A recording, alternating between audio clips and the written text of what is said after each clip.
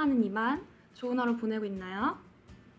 선생님은 오늘 일본이 우리나라를 화이트 국가에서 제외를 했다는 뉴스를 접하고는 마음이 좀 좋지 않았습니다. 예전이나 지금이나 참 가깝게 있는 나라인데도 사이좋게 지내지 못하는 그 모습이 참 마음이 아픕니다. 여러분들이 열심히 공부하고 바른 의식을 가지고 이러한 어려움들을 더 지혜롭게 헤쳐나갔으면 좋겠습니다. 지난 시간 갑신정변과 동학농민 운동을 통한 우리나라의 개혁에 대해 함께 살펴봤는데요.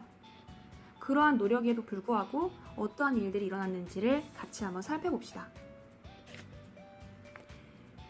청나라와 일본 사이의 전쟁이 지나간 후 일본이 이기게 되지요. 그런데 명성황후는 일본이 아닌 러시아와 친교합니다. 친하게 지냅니다. 그러자 일본은 불량배들을 보내서 궁궐에서 명성황후를 시해하는 만행을 저지릅니다. 이것을 우리는 을미년에 일어난 사변, 을미사변이라고 부릅니다. 이 사건 이후에 두려움을 느낀 고종은 러시아 공사관, 여기는 일본인들이 함부로 들어올 수 없는 곳이죠. 이곳으로 거처를 옮기고 그렇게 러시아의 세력은 커지게 됩니다. 이 사건을 우리는 아관 파천이라고 부릅니다. 우리나라 스스로의 힘으로 문제를 해결하지 못하는 점이 좀 아쉽네요. 이렇게 끊임없이 서양 세력뿐 아니라 청나라, 일본나라 이러한 주변 나라들의 간섭을 막고자 깨어있는 지식인이었던 서재필은 독립신문을 제작합니다. 신문을 만들어서 사람들에게 널리 퍼뜨리고 사람들의 생각이 깨어나게끔 노력한 것이죠. 그리고 독립협회는 독립문을 세우고 만민공동회를 개최하는 등의 노력을 합니다. 이 만민공동회에서는 신분이 낮든 높든 상관없이 자신의 이야기를 할 수 있었고 이것은 전에는 상상할 수도 없던 일이었죠. 이러한 일들을 통해 우리 스스로 일어서려는 그러한 노력을 한 것이었습니다. 그 후 러시아 공사관으로 거처를 옮겼던 고종은 1년 만에 다시 궁으로 돌아왔고 환구단에서 황제로 스스로 즉위, 대한 제국을 선포합니다.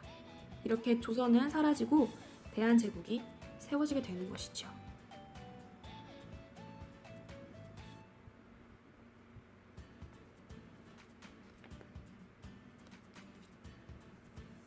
우리가 지금까지 독립을 위한 노력을 같이 봤고요.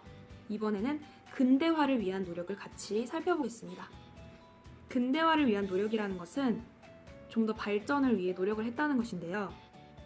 이전에는 없었던 공장과 회사가 이 땅에 생겨나게 됩니다. 그리고 외국의 선진 문물을 배워오도록 청, 러시아, 미국, 일본 등 여러 나라에 유학생들을 보내는 노력을 합니다. 그리고 학교를 설립해 인재를 양성합니다. 이때쯤 이화학당, 대제학당 등 선교사님들을 통한 교육이 우리나라에 새롭게 들어오게 되는 것이지요.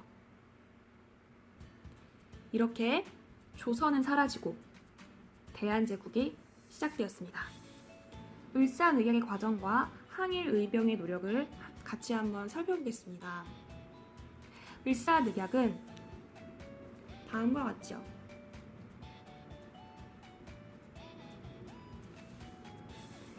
대한제국에 대한 영향력을 넓히려는 일본은 러시아와 전쟁을 일으켜서 승리를 합니다.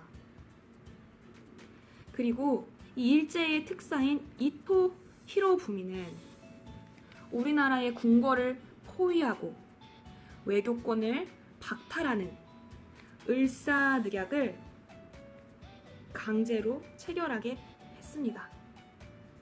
치욕적인 약속입니다. 우리나라가 다른 나라와 교류하는 것을 우리의 뜻대로 할 수 없는 것이에요. 일본이 더 깊이, 이전보다 더 깊이 간섭을 하는 것입니다. 그렇다고 대한제국 사람들이 그냥 있지는 않았지요. 일본이 근대화를 주장하면서 우리나라에 단발령을 시행합니다. 신체를 귀하게 여겼던 우리의 전통을 깨부수는 그런 명령이었습니다.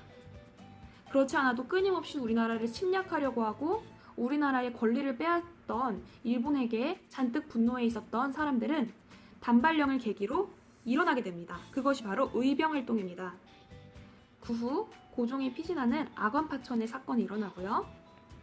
1년 후 고종이 돌아오자 고종은 의병 해산명령을 내리고 의병들은 임금의 뜻에 맞게, 황제의 뜻에 맞게 스스로를 해산합니다. 정리해보면 이렇습니다. 일본과 우리가 을사늑약을 체결하고 끊임없이 간섭하자 의병이 일어나고, 또 단순히 곡괭이, 낫 이런 것이 아닌 총과 칼을 이용한 무장투쟁을 합니다. 한 지역만의 일이 아닌 전국 각지에서 의병이 일어나면서 신돌석과 같은 평민 출신 의병장도 등장하게 됩니다. 결국 고종 황제는 강제로 폐위를 당합니다. 그리고 우리나라 군대도 해산명령을 받게 됩니다. 외교권뿐만 아니라 군대까지도 이제는 장악한 것이지요. 의병 활동은 끊임없이 일어났습니다. 그렇게 의병 활동은 항일 투쟁으로 발전을 하게 됩니다. 이 사람들이 결국에는 독립군이 되어 나라의 자주 독립을 위해 끊임없이 목숨을 바쳐 노력을 한 것입니다. 오늘 우린 어떤 노력을 해야 할까요? 일본은 우리를 화이트 국가에서 배제하였고 이제 더 이상 좋은 관계를 가지고 있는 나라라고 할 수 없습니다.